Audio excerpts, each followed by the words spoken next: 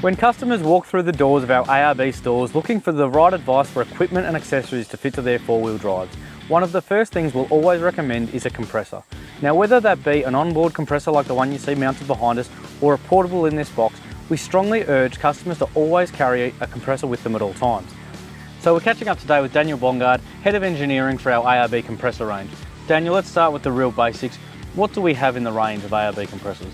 We've got primarily three sizes of air compressor. We've got our CKS, like that one beside you, our CKM series, which is our single high flow, and then we've got the twin version of that, CKMTs.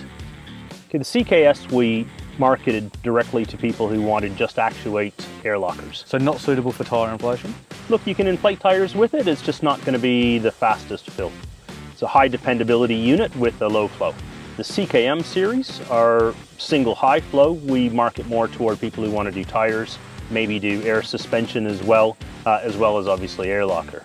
If you wanted to look down the road of very large tires or many vehicles in the group you're off-roading with, as well as air suspension, then you'd be looking at one of our twins. Having that twin compressor, one of the first things you want to do when you finish doing your forward driving is you're on the blacktop, you want to get home, right? So that quick inflation of your tyres to get back up and running, I really do love having the twin on board for that purpose. Yeah, definitely. Nobody likes waiting for tires to air up. Speaking of the twin compressor, both the examples we have here with us both have a 4-litre air tank attached to them. Can you talk to the benefits of having an air tank attached to your compressor? The tank helps greatly in reducing that fill time when you're going around the vehicle with your air hose, because basically as soon as you disconnect the hose from one tire, the compressor doesn't stop right away. It's still filling up that tank, getting ready for a big inrush for the next wheel you connect it to. And so the tanks are available for both single or twin compressors? Yeah, the tank can be used with any air system or multiples of the tanks if you desire. And outside of pumping up tyres, are there any other applications for an air tank? Originally we put a tank in the portable kit for air tool use because that huge inrush of air actually works quite well with rattle guns, especially cheaper quality rattle guns that are maybe not so air efficient. So you get that real blast of air that's able to undo any wheel lug. I think a lot of newcomers to four-wheel driving are very quick to pick themselves up a nice cheap portable compressor or the likes. But can you talk to the advantage of actually having your compressor mounted on board? Sure. Well, we find that the one time you're going to need compressed air the most is going to be inevitably the time when you least expected to need it. And onboard air is just always there. Portable could get left at home. You may not necessarily be on a four-wheel drive trip when you find you need air. You may be, airing up a tire from a flat on the side of the road. And besides that onboard air, you can have plumbed into your air lockers. You can have hooked up to air suspension control via a control system like Lynx. There are lots and lots of uses for pneumatics in modern day four-wheel drives.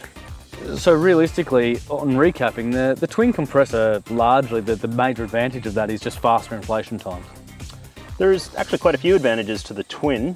The twin has an inbuilt cooling system in it, so it has a brushless fan blowing down the center of the system, which keeps the entire system cooler, and so we're able to run our twin compressors at 100% duty cycle, whereas a single compressor has a 50% duty cycle. Okay, so for people at home, can you explain, what does that mean? Well, duty cycle is effectively how long you can run a device under a given load before you have to shut it down and let it cool down for a little while. So our single compressors at 50% duty cycle, you can run them for a solid half hour before shutting them off for a half hour. And you can keep doing that effectively over and over and over again and never breach the upper limits of the temperature. The twin, because of that inbuilt cooling system, you can just run it and run it and run it. So it doesn't require any cooling period. And I guess that goes back to some of your comments earlier about suitability. A single compressor with a half an hour run time, you're never going to have any trouble pumping up 4 tyres on your vehicle in half an hour. But alternatively, if you were maybe the person carrying a compressor for say 4 or 5 vehicles, you're definitely not going to want to attempt that on a single compressor, and that's where a twin has the capacity to really pump through quite a few vehicles if need be. Yeah, correct. Look, a single can actually be run for much longer than a half an hour, but you're going to get toward the upper limits of the its own temperature cutoff switch.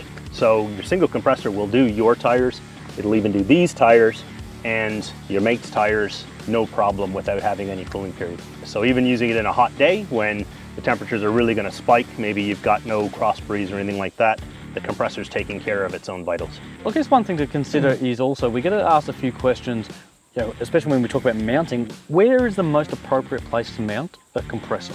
What do we need to consider? Do we need to consider water ingress, dust ingress? Well, look, we tried to simplify it as much as possible in that the compressor is actually IP sealed.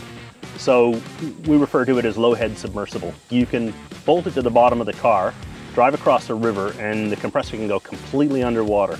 The only thing we ask you to do is take the intake and relocate the air filter above the fording line of the vehicle. So the water is never going to go over the intake and it's never going to suck air down its own intake.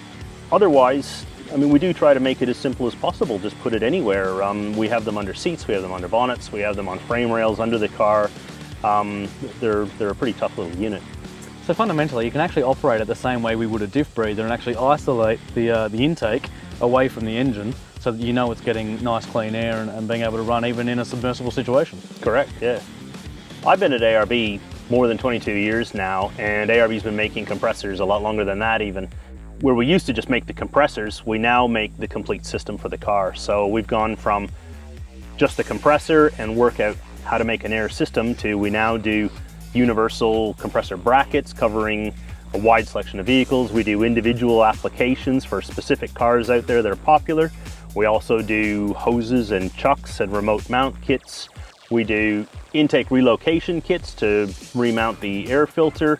We do tanks, we do fittings. So we really do everything that you would need to create an entire onboard air system install in a vehicle. More recently, we've even started to adapt the likes of air pressure control.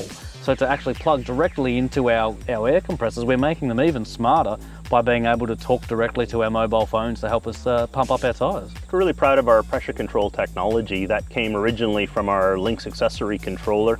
We now do a standalone version of that, but that allows you to take an onboard air compressor and put pressure control behind it to be able to auto-fill or deflate any size tire, right down to maybe a child's bicycle or a basketball. Safely and really accurately, you can leave an air gauge at home if you want. Daniel, one question we often get asked, which is understandable, is how long should it take to pump up a tyre with an ARB air compressor? Well, every vehicle is different, but the vehicle behind us is a vehicle on 37-inch tires. The owner tells me he can go from 16 PSI to 35 PSI in less than 2 minutes.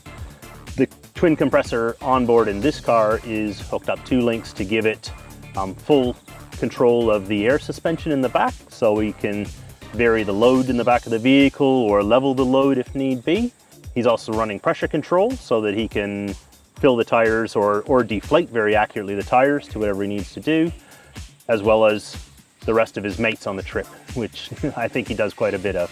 In fact, what you might not know is that this vehicle is also running the compressor to control its pneumatic hubs. Hey, I guess outside of tyre pressure fill times, I think a lot of customers would like to know, what are they getting in an ARB compressor over? There are a myriad of different compressors available out there, and what are some of the key advantages of an ARB compressor? I suppose it's the engineering behind what we're trying to do. We designed this compressor to be able to go into military applications, commercial applications such as mining. We wanted something that was going to be tough enough to be dependable for the life of your vehicle, and that's the market I think we're trying to hit. There's a lot of compressors on the market these days that in our testing, in our compressor lab, they don't even survive measuring how fast they flow. So it really comes down to it's dollars for dependability. And the compressors are built right here in Australia? Correct, they're 100% assembled and dyno tested here in Australia. Every compressor is computer dyno tested for flow, amps, RPM, you name it. It's the complete quality check on every unit. And while they carry a 3-year warranty, we have seen so many examples of customers out there in the field that have been running their compressors for well and truly over a decade, and they keep going strong. It has been testament to the ARB brand and the amount of technology and engineering that's gone into these compressors over the years. Well, they're also completely serviceable. So because we build them in Melbourne, we have every single replacement part you could need to completely go through one should you need to. And we've got compressors related to the CKM that have now been out there in the field pumping air for 13 years. And is there, if for customers that are purchasing them, is there any servicing that they should be considering? Our air filters, should we be changing our air filters, or in what situations should we ever be looking at maintenance? Look, the compressors are oilless, so they're effectively maintenance free.